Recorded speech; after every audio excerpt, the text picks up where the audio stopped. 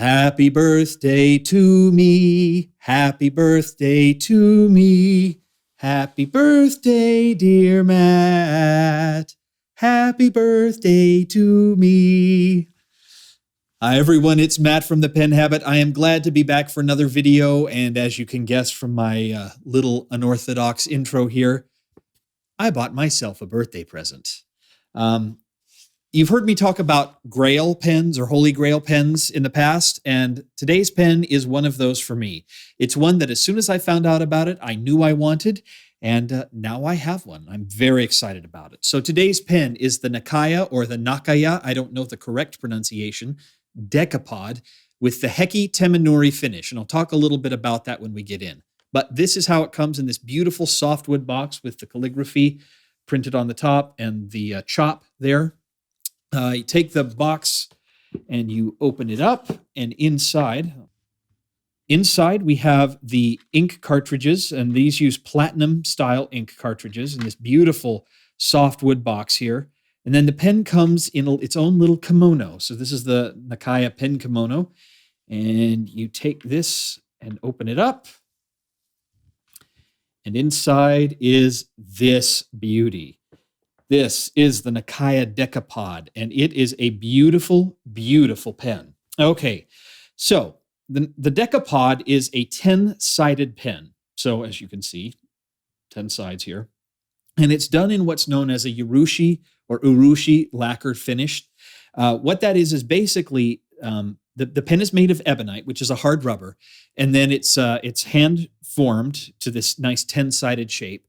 Then they will put several layers of this lacquer on in this light green color that you see shine through. Then on top of that, they will put several layers of this beautiful brown lacquer. And then they polish the hell out of it, and the green starts to show its way through. And you can see it even works, they've even done it on the threads. It's just a beautiful, beautiful pen, beautiful finish.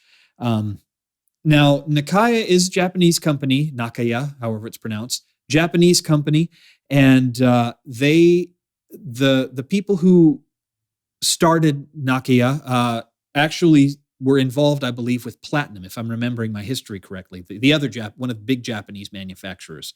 So the nibs for the Nakaya pens are made, I believe, by platinum, and they use both platinum converters and cartridges. This is a cartridge converter pen, and it is in fact pretty expensive. These pens, because of the amount of handmade work that goes into them and the name, they're quite expensive. But in a lot of ways, they're worth it. So let me kind of walk you through a little bit more on the pen. So flat top here. I got the pen without a clip. So this is the cigar version of the pen, not the writer version. 10-sided, and you'll notice here, depending on how you screw the cap in, the lines of the corners of the shape will either line up or not. This is not lined up, and then you just they'll line up that way. So that's a little, if you're a little OCD like I can be, that can be a bit annoying, but fortunately it's not that hard to get them to line up. And then again, it's tapered beautifully on either side, so it looks kind of like a squid swimming through the water. And then we take off the cap, which you'll notice the cap is most of the way down the barrel. Normally the cap would end right here, but the cap takes up a big chunk of the barrel here. And you have this beautiful pen on the inside. So nice section here, very comfortable. The threads are not sharp, so if your hand rests on the threads, it's not bothersome to me at all. And then there's a big step up here where the cap was. But fortunately, because the cap was so far down the barrel, I couldn't hold my pen here if I wanted to. So I generally hold my pen right here. As I mentioned, it is a cartridge converter pen and uses a platinum converter, which it comes with, in addition to the box of platinum cartridges. And then we get to the nib. Now, Nakaya has several nib varieties available. I believe all of them are 14 karat gold. They can come in different plating options, at least here in the United States they can. Nibs.com, or Classic Fountain Pens, is the only place in the US that is an authorized retailer of Nakaya pens. And so they can do a lot with the pens when you get them. And that's run by the Nibmeister John Madashaw, who does a lot of their custom grind work, that sort of thing. So I ordered on my pen a bold nib and then had it custom ground to be a bold oblique. And I'll talk a little bit about that when we get to the writing experience. When talking about the pen stats, let me pull up my stats here. So it is 148 millimeters when it's capped, which is a very long pen. Normally that's much longer than you'll see for a capped pen. It's 130 millimeters when it's uncapped, which is also fairly long, but still certainly usable. You can see it fits very nicely in the hand. Now, in theory, this pen can be posted, but you will not see me post it. I've done it once, and that'll be the only time I do it, just to get the measurement on how long it is. I would never post this pen. It just doesn't make sense to. It's long enough that it doesn't need it. It's a cigar pen without a clip, so this is not something you're going to be putting in your pocket. This is, and I would hate to ruin the lacquer on this pen. That would just be a horrible thing to do. So posted, it is a very long 169 millimeters. The grip itself, right here in the middle of the grip, is 10.5 millimeters. So it's right in the sweet spot for me. And then the pen goes from, at its widest point up here is 11 millimeter, or its narrowest point at the top of the cap is 11 millimeters. And then at the widest point right here where the barrel and the cap meet, it's 14 millimeters. So it's a long pen, but it's very, very comfortable in the hand and very light. It's only 16 grams, inked with the cartridge or with the converter in place, uncapped, and with the cap on, it's 22. So it's still a pretty light pen, and it's a beautiful, beautiful finish. I just love the finish on this pen. It reminds me of spring. So, can you tell I like this pen? I mean, considering I just sang happy birthday to myself, I think that's kind of a no-brainer. But in any case, let's go ahead and do a writing sample. I'm going to show you how this pen writes, show you a little bit about the oblique nib if you're not familiar with them, and then we will wrap up. So here we go. So the pen for today is the Nakaya Decapod. And it is using a 14 karat gold oblique broad nib. The ink for today is Iroshizuku Shioro, which is their Dew on the Pines ink. It's got a nice, blue-green, kind of looks like a let's see if I can use my words, blue spruce color. And the paper is a Rhodia dot pad, 80 GSM, as always. So the quote for today is, let me try that again and slow down a little bit.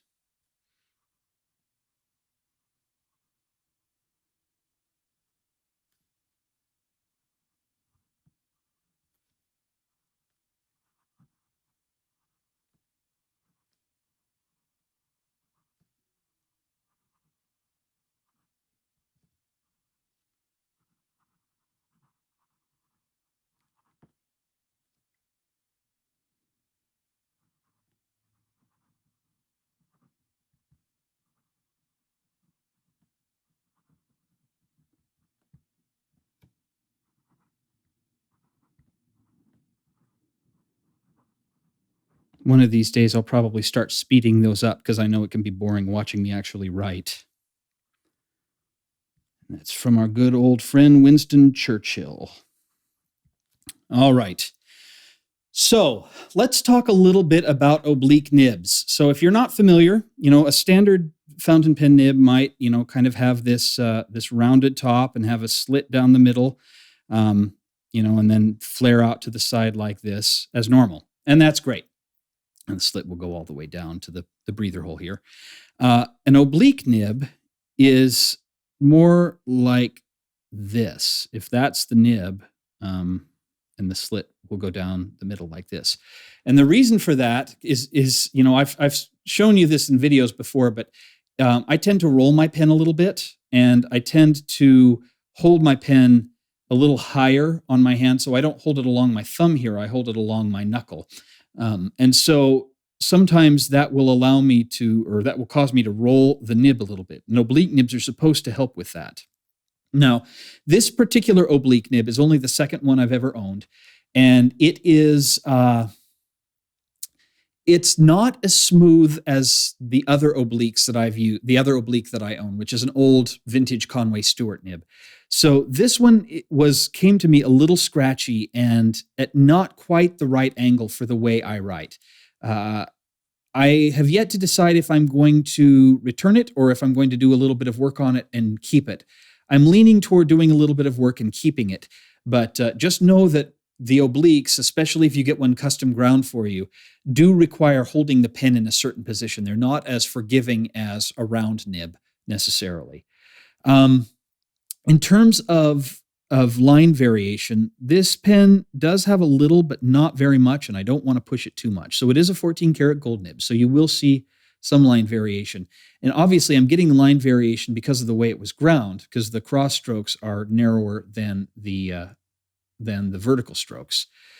When I do have it in the right position, this is an uber smooth nib. It is just very, very, very smooth and writes wonderfully.